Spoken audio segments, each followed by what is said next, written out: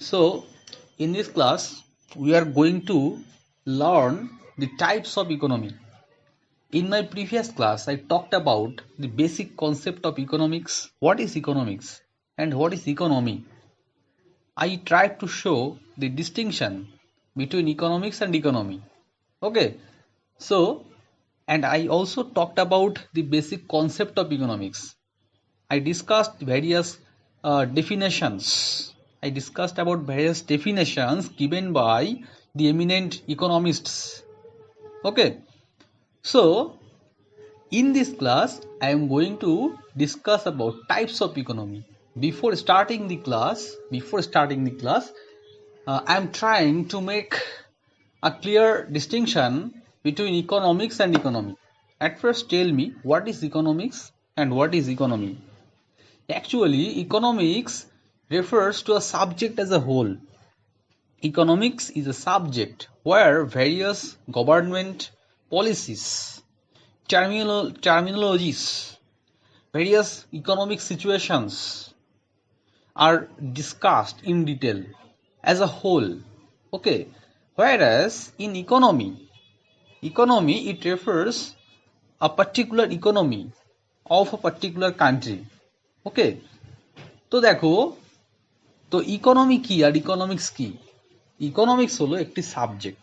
Economics একটা subject যেখানে সামগ্রিকভাবে ইকোনমি মানে অর্থনীতির যে ব্যবস্থাপনাগুলো আছে সেটা নিয়ে সামগ্রিকভাবে আলোচিত হয়। ওকে, কিন্তু ইকোনমি হলো একটা কাঠামো। যদি আমাকে বলো যে হোয়াট ইজ ইকোনমি, সেক্ষেত্রে আমি বলবো ইকোনমি ইজ এ সিস্টেম।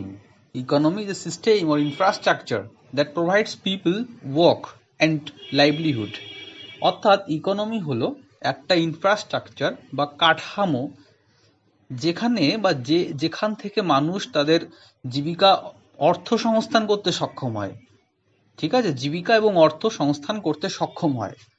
খুব ভালো করে পর্যবেক্ষণ করলে দেখা যাবে আমরা প্রতিটি মানুষ, সাধারণ মানুষ অর্থনীতির কোনো না কোনো অংশের সাথে ইনসেপারেবলি ওতপ্রোতভাবে জড়িত।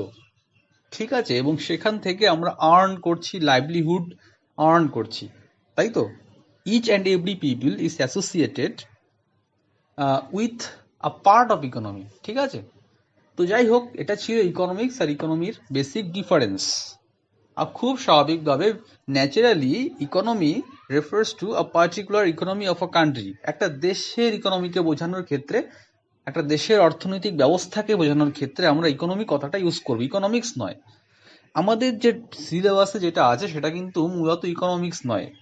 প্রতিযোগিতামূলক পরীক্ষায়, বিশেষ করে WBCS পরীক্ষায় যে সিলেবাসটা আমাদের আছে সেটা কিন্তু ইকোনমিক্স নয়, সেটা হচ্ছে ইকোনমি, ইন্ডিয়ান ইকোনমি, ভারতীয় আর্থিক কাঠামো। ঠিক আছে, ঠিক তেমনি ভাবে বাংলাদেশে যারা সিভিল সার্ভিস পরীক্ষা দেবে তাদের জন্য নিশ্চয়ই ইন্ডিয়ান ইকোনমি থাকবে না, তাদের থাকবে Bangladesh economy, economy of Bangladesh. চায়নায় যারা সিভিল সার্ভিস পরীক্ষা দেবে তাদের জন্য মানে পাঠ্যপুস্তক কি থাকবে? তাদের জন্য পাঠ্যপুস্তকে থাকবে চাইনিজ ইকোনমি। অর্থাৎ চাইনিজ ইকোনমির যে কাঠামোটা আছে, ঠিক আছে, টার্মস, টার্মিনোলজিস, সেগুলো নিয়ে ডিসকাস করবে তারা, সেগুলো সম্পর্কে তারা অবহিত হবে। As a being a civil servant তাদেরকে সেইগুলো জানতে হয়। তো দেখো, এখানে আমাদের ইন্ডিয়ান ইকোনমির ইনস অ্যান্ড আউটস জানতে হবে। ঠিক আছে, ইনস অ্যান্ড আউটস, টার্মিনোলজিস, এগুলো সম্পর্কে অবগত হব। তো now I am going to talk about the various types of economy. তো এখন আমি টাইপস অফ ইকোনমিগুলো বলবো, কি কি ধরনের টাইপস হতে পারে ইকোনমির। ঠিক আছে, বিভিন্ন প্যারামিটার্স আছে। তো বিভিন্ন প্যারামিটার্সের উপরে বেস করে মোটামুটি কতগুলো ভাগে অর্থনীতিগুলোকে ভাগ করা যেতে পারে। ঠিক আছে, আমাদের 193টা দেশ আছে সারা পৃথিবীতে। তো সারা পৃথিবীতেই একই রকম আর্থিক ব্যবস্থা প্রচলিত নেই। ঠিক আছে, সেম ইকোনমি নয়, type of economy is not same all over the world. It varies from country to country. Okay, তো ফার্স্ট অফ অল যে টাইপটা আসে, তো সেটা হলো ক্যাপিটালিস্টিক ইকোনমি বা পুঁজিবাদী অর্থনীতি। ঠিক আছে, তো হোয়াট ইজ ক্যাপিটালিস্টিক ইকোনমি? আমরা সবাই জানি ক্যাপিটালিস্টিক মানে হচ্ছে পুঁজিবাদ, তাই তো? তো পুঁজিবাদ শব্দের অর্থ কি? পুঁজিবাদ শব্দের অর্থ হলো যেসব দেশে এই ক্যাপিটালিস্টিক বা পুঁজিবাদী অর্থনৈতিক ব্যবস্থা প্রচলিত আছে, সেই সব দেশে সরকার সরকার প্রাইভেট যে ফার্মগুলো আছে সেই প্রাইভেট ফার্মগুলোকে কোনো রকম নিয়ন্ত্রণ করবে না, অর্থাৎ private firms are free from government control. সেই প্রাইভেট ওনারশিপ, ব্যক্তিগত মালিকানা স্বীকৃত থাকবে এখানে। যে যত পারবে নিজের সক্ষমতা অনুযায়ী সম্পদ বাড়াতে পারবে, সরকার সেখানে কোনো ইন্টারফেয়ার করবে না। ঠিক আছে, এখানে বাজারের যে চাহিদা এবং যোগান, ডিম্যান্ড অ্যান্ড সাপ্লাই, তার ভিত্তিতে এখানে বাজার দর নির্ধারিত হয়। গভর্নমেন্ট কোনো সাবসিডি দেবে না, সাধারণত দেয় না, যেটা একটা সোশ্যালিস্ট কান্ট্রিতে গভর্নমেন্ট দিতে পারে। ঠিক আছে, মিক্সড ইকোনমি তো হতে পারে, কিন্তু ক্যাপিটালিস্টিক ইকোনমিতে গভর্নমেন্টের কোনো দায় নেই, পুরোটাই নির্ভর করে চাহিদা এবং যোগানের ভারসাম্যের ওপরে। ঠিক আছে, তো ক্যাপিটালিস্টিক ইকোনমিতে সরকারের কোনো দায় থাকে না জনগণের উন্নয়নের জন্য। ঠিক আছে, তোমরা জনগণকে বলা হয় তোমরা নিজেদের মতো করে অর্থনৈতিক ক্রিয়াকলাপ সম্পাদন করো, তোমরা স্বাধীন, যে যত পারো সম্পদ নিজের কুক্ষিগত করতে পারো তোমরা ব্যবসা বাণিজ্যের মাধ্যমে। এটাই হচ্ছে মূল নীতি ক্যাপিটালিস্টিকের। তো দেখো এখানে কি হয়, এখানে গভর্নমেন্ট স্কুল খুব কম থাকে, মানে প্রাইভেট পাবলিক ইনস্টিটিউশন খুব কম থাকে, সরকারের তরফ থেকে উদ্যোগ খুব কম, জনগণের জনকল্যাণকামী উদ্যোগ খুবই কম থাকে। এখানে পুরোটাই পাবলিক সিস্টেম হয়, যার টাকা আছে সে সেখানে গিয়ে কি করবে, সেই সার্ভিসটা নিতে পারবে। ঠিক আছে, পাবলিক স্কুল, পাবলিক হসপিটাল, এইগুলো খুব কম। ঠিক আছে, মানে দেশের যে রিসোর্স, ঠিক আছে, দেশের যে সম্পদ, উৎপাদনের উপকরণ, ঠিক আছে, উৎপাদনের যে উপকরণ, রিসোর্স অফ প্রোডাকশন, সেটা পুরোটাই সরকারের নিয়ন্ত্রণের বাইরে থাকে, সেটা পুরোটাই ব্যক্তিগত মালিকানার ভিত্তিতে স্বীকৃত, মানে কোনো নির্দিষ্ট ব্যক্তির হাতে, এক বা একাধিক মানে দুই বা ততোধিক ব্যক্তির হাতে সেটা কক্ষিগত থাকে। বড় বড় ব্যবসায়ী যারা, তাদের হাতেই রিসোর্সটা থাকবে স্বাভাবিকভাবে। ঠিক আছে, তো এখানে সরকার কোনো ইন্টারফেয়ার কিন্তু করবে না। এই সব ক্ষেত্রে কি হয়, এসব ক্ষেত্রে তোমার মানে যার যত রিসোর্স আছে সে তত কি বলবো, সে তত এখানে প্রভাবশালী হতে পারবে। ঠিক আছে, এরকম একটা ব্যাপার। যেমন এরকম ইকোনমি কোথায় প্রচলিত আছে, আমাদের আমেরিকা, অস্ট্রেলিয়া। ঠিক আছে, এই যে উন্নত দেশগুলো, ম্যাক্সিমাম উন্নত দেশগুলোতে এই ক্যাপিটালিস্টিক ইকোনমি প্রচলিত আছে। ঠিক আছে, ক্যাপিটালিস্টিক ইকোনমি বোঝা গেল। তো এই ক্যাপিটালিস্টিক ইকোনমির আর একটা নাম হচ্ছে free market economy. Free market economy কি বলতো, মার্কেট এখানে ফ্রি। ঠিক আছে, যে বাজারটা আছে, মার্কেটটা আছে না, সেই মার্কেটটা হচ্ছে এখানে ফ্রি। এখানে সরকার নিয়ন্ত্রণ করবে না তোমাকে। তুমি যদি একটা ইউনিট খোলো, ব্যবসা বাণিজ্য করার জন্য একটা ইউনিট খোলো, সরকার তোমাকে বলবে না যে তোমাকে লাইসেন্স দিতে হবে, ঠিক আছে, ট্রেড লাইসেন্স দিতে হবে, এই করতে হবে, সেই করতে হবে, আরো বিধিনিষেধ আরোপ করতে পারবে না। ঠিক আছে, বা কিছু কিছু দেশ আছে, কিছু কিছু সোশ্যালিস্ট কান্ট্রি আছে, ব্যক্তিগত ব্যবসা করাই যায় না। ঠিক আছে, মানে ব্যক্তিগত মালিকানা নেই সেখানে। ঠিক আছে, ব্যক্তিগত মালিকানা নেই আর কি সোশ্যালিস্ট ইকোনমিতে, পুরোটাই গভর্নমেন্টের অধীনে থাকে। তো এই সোশ্যালিস্ট ইকোনমির পুরো উল্টোটা হচ্ছে এই আমাদের কি বলে ফ্রি মার্কেট ইকোনমি। তো ফ্রি মার্কেট ইকোনমিতে যে বৈশিষ্ট্যগুলো বললাম পুরোটাই সেম ক্যাপিটালিস্টিক ইকোনমির মতোই। ফ্রি মার্কেট ইকোনমিরই একটা টাইপ হচ্ছে ক্যাপিটালিস্টিক ইকোনমি। তো ফ্রি মার্কেট বুঝতেই পারছো, মুক্ত বাণিজ্য, যেখানে সরকার কোনো ইন্টারফেয়ার করবে না, তুমি তোমার মতো ব্যবসা বাণিজ্য করতে পারো, এবং উৎপাদনের উপকরণগুলোর সমস্ত মালিকানাই বেসরকারি উদ্যোগপতিদের হাতে থাকবে, গভর্নমেন্ট কন্ট্রোলের বাইরে থাকে এগুলো।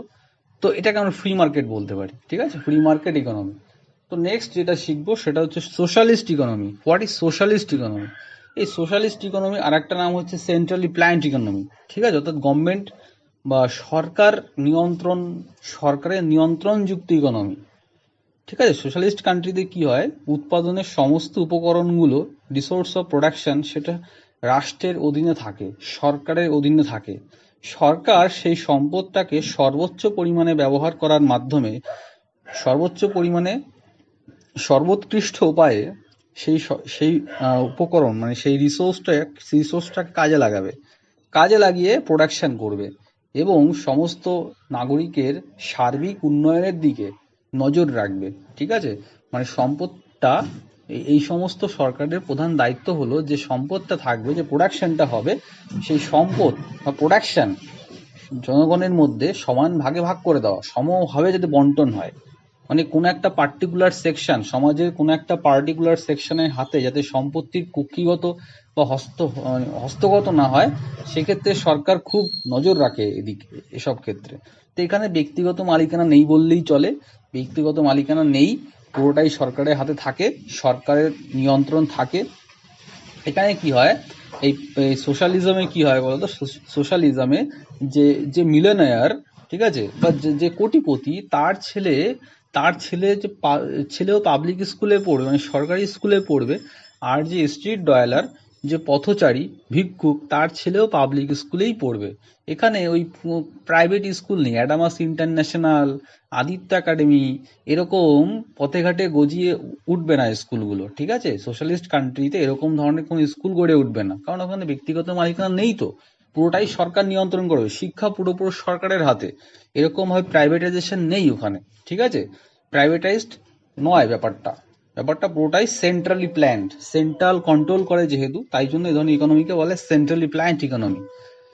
ওকে, ধরো আজকে যে কোটিপতি, তার কোনো অসুখ হলো, সে সরকারি হসপিটালে, পাবলিক হসপিটালে ট্রিটমেন্টের জন্য যাবে। আর যে স্ট্রিট ডয়েলার, যে লোকটা মাছ বিক্রি করে খায় বা যে জন্মজুরি দেয়, সেও কিন্তু ওই পাবলিক হসপিটালে যাবে, ঠিক আছে। অর্থাৎ সকলে সমান এখানে, ঠিক আছে। তো আমরা এর উল্টোটা দেখি হচ্ছে ক্যাপিটালিস্টিক ইকোনমিতে।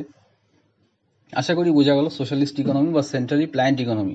ওকে, কেন সেন্ট্রালি প্ল্যান্ড? কারণ সেন্ট্রাল, অর্থাৎ সেন্ট্রাল গভর্নমেন্ট বা সরকার পুরো ইকোনমিটাকে মানে কন্ট্রোল করে রাখে, ঠিক আছে, কন্ট্রোল করে রাখে। এই ধরনের ইকোনমির আরেকটা টাইপ হচ্ছে কমান্ড ইকোনমি, ঠিক আছে। কমান্ড ইকোনমি তো এরকম যে সরকার দেশের সমস্ত সম্পত্তি নিজের হাতে রেখে দেবে, ঠিক আছে, এবং নিজে যে উৎপাদন, প্রোডাকশন কাজটা হবে, সেই প্রোডাকশন কাজটা দেখভাল পুরোটাই সরকার করবে, ঠিক আছে।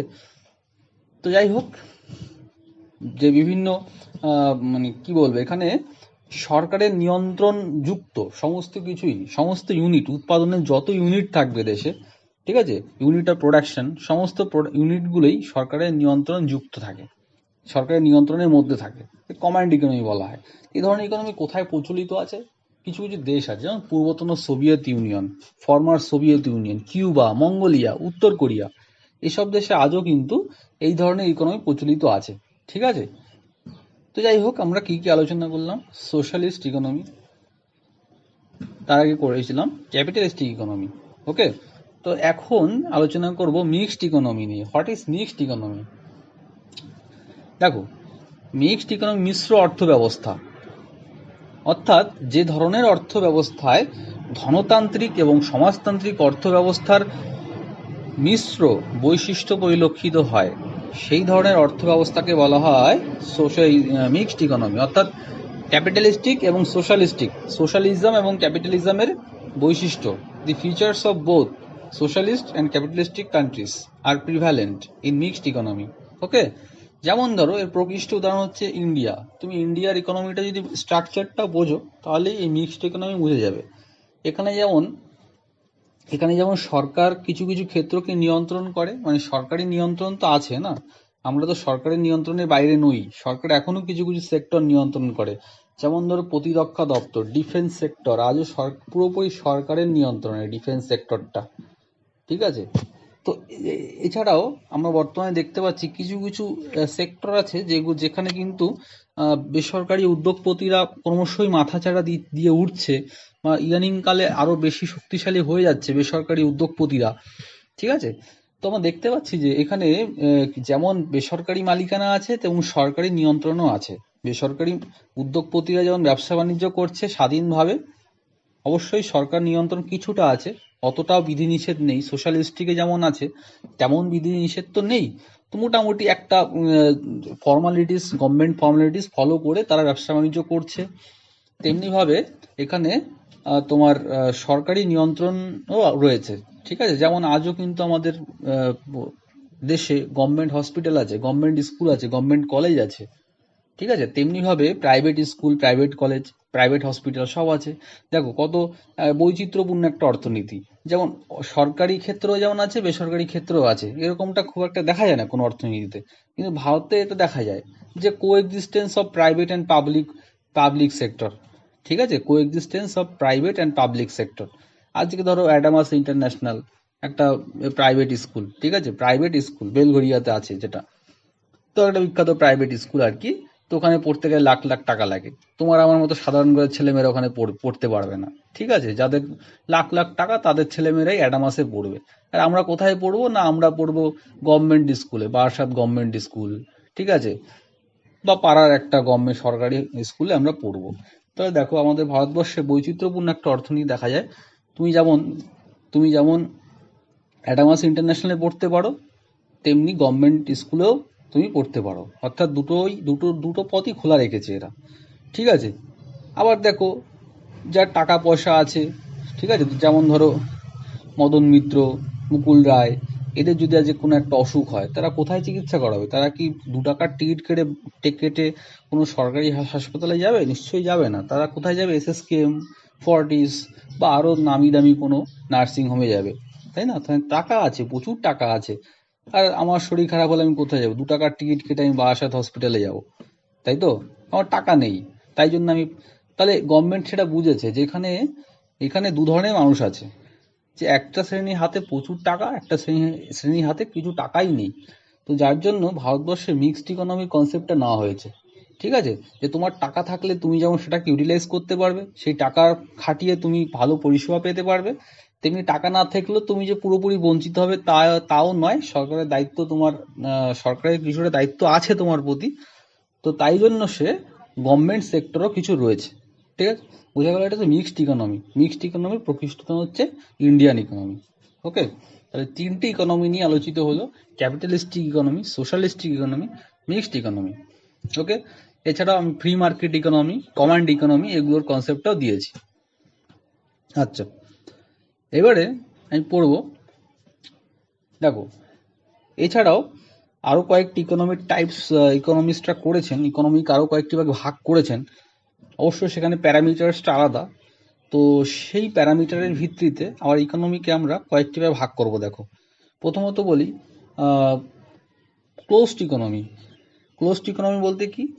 দেখো, কিছু কিছু দেশ আছে ওরা আন্তর্জাতিক বাণিজ্যে অংশগ্রহণ করে না, আন্তর্জাতিক ব্যবসা বাণিজ্য করে না, অর্থাৎ নিজের দেশের মধ্যেই ওদের ব্যবসা বাণিজ্য সীমিত থাকে। এই ধরনের ইকোনমিকে বলা হয় ক্লোজড ইকোনমি। যেমন এক্সাম্পল বলতে হলে উত্তর কোরিয়া আছে, মঙ্গোলিয়া আছে, কিউবা, এসব দেশ কিন্তু ক্লোজড ইকোনমি করে থাকে। বিদেশ থেকে খুব একটা আমদানি রপ্তানি করে না এরা, নিজেদের দেশের মধ্যে সীমাবদ্ধ থাকে প্রোডাকশনগুলো। যে প্রোডাকশনগুলো করে ওরা নিজেদের দেশের মধ্যেই ব্যবসা বাণিজ্য করে, সেগুলো নিয়ে। That is called closed economy. এর উল্টোটা কি? এর উল্টোটা হচ্ছে ওপেন ইকোনমি। ঠিক আছে, ওপেন ইকোনমি কি? যেখানে আন্তর্জাতিক ব্যবসা বাণিজ্য হয়, ঠিক আছে। মানে আন্তর্জাতিক, যেমন ধরো এই কয়েকটি দেশ বাদে পৃথিবীর সমস্ত দেশই মোটামুটি ওপেন ইকোনমি সিস্টেমটাকে গ্রহণ করেছে সার্বিকভাবে। যেমন ইন্ডিয়ান ইকোনমি, আমেরিকান ইকোনমি, সবই হচ্ছে ওপেন ইকোনমি, অর্থাৎ আন্তর্জাতিক ব্যবসা বাণিজ্যের অংশগ্রহণ করে, ঠিক আছে, বিভিন্ন দেশের সাথে লেনদেন করে। বোঝা গেল? তাহলে দুটো জিনিস, closed economy, open economy. Next আসবো আমি dual economy. What is dual economy? Dual economy হচ্ছে যেখানে এই যে ভারতবর্ষে ডুয়াল ইকোনমি দেখা যায়, ঠিক আছে। ভারতবর্ষে কিন্তু আমরা ডুয়াল ইকোনমি দেখতে পাবো। তো ডুয়াল ইকোনমি বিষয়টা কি সেটা জানার আগে ডুয়াল কথাটার অর্থ জেনে নিতে হবে। ডুয়াল কথাটার অর্থ কি? দুই রকম, ঠিক আছে, দুই রকম জিনিস। দেখো, ভারতবর্ষের অর্থনীতি কাঠামো তুমি যদি পর্যালোচনা করো, তাহলে একটা জিনিস খেয়াল করবে। ভারতের কৃষি ক্ষেত্রটাকে তুমি খেয়াল করো। এখানে কি হয়, ভারতবর্ষের কৃষি ক্ষেত্রে যেমন আধুনিক পদ্ধতিতে মডার্ন যে অ্যাডভান্স টেকনোলজিগুলো আছে সেগুলো প্রয়োগ করেও আজকাল কৃষিকাজ হচ্ছে কোথাও কোথাও। তেমনিভাবে ভারতবর্ষের একটা বিস্তীর্ণ এলাকায় এখনো মডার্ন টেকনোলজি তো পৌঁছয়নি, ঠিক আছে। সেখানে কি হয়, সেখানে আজও সেই চিরাচরিত অর্থনৈতিক ব্যবস্থা প্রচলিত আছে, সেই লাঙলের সাহায্যে এখনো চাষবাস করা হয়, ঠিক আছে। সেখানে তো ট্রাক্টর পৌঁছনি, লাঙল। তো দেখো, কোথাও কোথাও উন্নত ফলনশীল বীজ পাওয়া যাচ্ছে না। অর্থাৎ আমরা দেখতে পাচ্ছি যে একই অর্থনীতিতে দুরকম একটা অবস্থা, ঠিক আছে। কোথাও আধুনিকতার ছোঁয়া লেগেছে, কোথাও এখনো লাগেনি। তো এই যে আধুনিক পরিকাঠামো এবং চিরাচরিত অর্থনৈতিক ব্যবস্থা, এই দুটো যখন কোএক্সিস্ট করে, তখন আমি সেটাকে দ্বৈত অর্থনীতি বলতে পারি। ভারতবর্ষেই একটা দ্বৈত অর্থনীতির দেশ, ভারতবর্ষেই রয়েছে এটা, ঠিক আছে। তাহলে ডুয়াল ইকোনমি আশা করি বোঝা গেল। তো এরপরে দেখো ইকোনমিকে আরো কয়েকটা ভাগে ভাগ করতে পারি, সেটা হচ্ছে দেখো অনুন্নত দেশ, ঠিক আছে, লেস ডেভেলপড বা আনডেভেলপড কান্ট্রি, ঠিক আছে। তো উন্নত দেশ কোনগুলো? যেগুলো অর্থনৈতিক দিক দিয়ে খুব পিছিয়ে আছে, ঠিক আছে, অর্থনৈতিক দিক দিয়ে খুব পিছিয়ে আছে। অনুন্নত দেশগুলোকে বর্তমানে স্বল্পোন্নত দেশও বলা হয়। স্বল্পোন্নত অর্থনীতি, লেস ডেভেলপড বা আন্ডার ডেভেলপড ইকোনমি। তো এখানে কি হয়, এখানে জিডিপি কম, জিডিপি খুবই কম, ঠিক আছে। জিডিপি কি জিনিস সেটা বলবো, গ্রস ডোমেস্টিক প্রোডাক্ট। এর পরের চ্যাপ্টারগুলোতে বলতে হবে, সেগুলো আমি তোমাদের বলবো। মাথাপিছু আয় কম, পার ক্যাপিটা ইনকাম খুব কম এখানে, ঠিক আছে। ন্যাশনাল ইনকাম কম, জিডিপি কম, পার ক্যাপিটা ইনকাম কম, হিউম্যান ডেভেলপমেন্ট যে ইন্ডেক্স আছে সেগুলো খুবই কম, মানব উন্নয়ন সূচক। তো এইসব অর্থনীতিকে বলে স্বল্পোন্নত অর্থনীতি, লেস ডেভেলপ বা under developed economy. Next, developing economy. এখানেও per capita income, human development index এগুলো খুবই কম থাকে, ঠিক আছে, লেস ডেভেলপড কান্ট্রির মতোই। তবে এগুলো আর্থসামাজিক প্রেক্ষাপট, আর্থসামাজিক পরিকাঠামো উন্নয়নের পাশাপাশি দ্রুত উন্নয়নের দিকে এগিয়ে চলেছে। এগুলোকে আমরা বলতে পারি উন্নয়নশীল দেশ। আর উন্নত দেশে কি হয়, পার ক্যাপিটা ইনকাম খুব বেশি হয়, উন্নত অর্থনীতি, ডেভেলপড কান্ট্রি বা ডেভেলপড ইকোনমি, ঠিক আছে। এখানে পার ক্যাপিটা ইনকাম অনেক বেশি হয়, তোমার হিউম্যান ডেভেলপ ইন্ডেক্সও বেশি হয়। উদাহরণ কি আছে, সুইজারল্যান্ড, মার্কিন যুক্তরাষ্ট্র। আর উন্নত দেশের উদাহরণ কি ছিল, দক্ষিণ সুদান, নাইজার, মালি, চাদ, সিয়েরা লিওন ইত্যাদি দক্ষিণ আফ্রিকার দেশগুলোকে আমরা আন্ডার ডেভেলপড কান্ট্রি বলতে পারি, ঠিক আছে। তো এই ছিল মোটামুটি অর্থনীতি কয়েকটা বিভাগ। এছাড়াও আরো কয়েকটা বিভাগ আমি বলতে পারি, সেটা হচ্ছে ধরো বিনিময় অর্থনীতি। এখন এগুলো দেখা যায় না, ঠিক আছে। প্রাচীনকালে দেখা যেত বার্টার ইকোনমি, বিনিময় প্রথা। তুমি একটা জিনিস আমাকে দাও, আমি তোমাকে একটা জিনিস, যেমন ধরো আমি চাল উৎপন্ন করি, ঠিক আছে।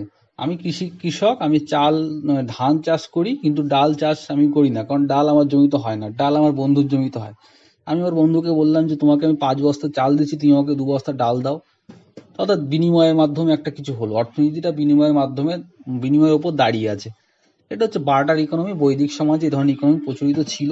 আমরা জানি গরু ছিল বিনিময়ের মাধ্যম, বৈদিক যে সিভিলাইজেশন সেখানে, ঠিক আছে। এছাড়াও সামন্তরাল অর্থনীতি বলে একটা অর্থনীতি আছে, প্যারালাল ইকোনমি, যেটাকে আমরা ব্ল্যাক ইকোনমি নামে বেশি চিনি আর কি, ঠিক আছে। ব্ল্যাক ইকোনমি, দেখো ব্ল্যাক ইকোনমি জিনিসটা কি, বা সামন্তরাল অর্থনীতি কি। সামন্তরাল অর্থনীতি হলো আমাদের যে কোনো দেশের একটা অনুমোদিত অর্থনৈতিক ক্ষেত্র থাকে, মানে অর্থনীতির এই কাজগুলো করলে তুমি বেআইনিভাবে কিছু করবে না। মানে আমি বলতে চাইছি, ধরো তুমি অর্থনীতির যে নিয়ম কানুনগুলো আছে না, একটা দেশের অর্থনৈতিক পলিসি থাকে, ইকোনমিক পলিসি থাকে, ঠিক আছে, নিয়ম নীতি থাকে। তো তুমি যদি সেই নিয়ম নীতির মধ্যে গিয়ে কাজ করো, অর্থনৈতিক ক্রিয়াকলাপ চালাও, তাহলে তুমি ঠিকঠাক আছো, ঠিক আছে, তুমি তাহলে মানে সঠিক পথেই এগোচ্ছ। কিন্তু তুমি যদি কি করো, এই যে মানে একটা নির্দিষ্ট সরকার কর্তৃক প্রণীত অর্থনৈতিক নিয়মের বাইরে গিয়ে অর্থনৈতিক কলাপ ক্রিয়া করো, তখন তো তোমাকে সেটা সঠিক পথ হলো না তোমার। ওটাকে আমি বলবো প্যারালাল ইকোনমি বা ব্ল্যাক ইকোনমি। এক্সাম্পল কি আছে, যেমন ধরো ইনকাম ট্যাক্স দিতে হয় আমাদের গভর্নমেন্ট, রাজ্য সরকার, সেন্ট্রাল গভর্নমেন্ট একটা ইনকাম ট্যাক্স চাপায়, তাই তো। প্রত্যেকের ওপরই একটা নির্দিষ্ট আয় হলে পরে, নির্দিষ্ট আয় থাকলে পরে কারো, তার ওপর তাকে একটা ইনকাম ট্যাক্স দিতে হয়, তাই তো।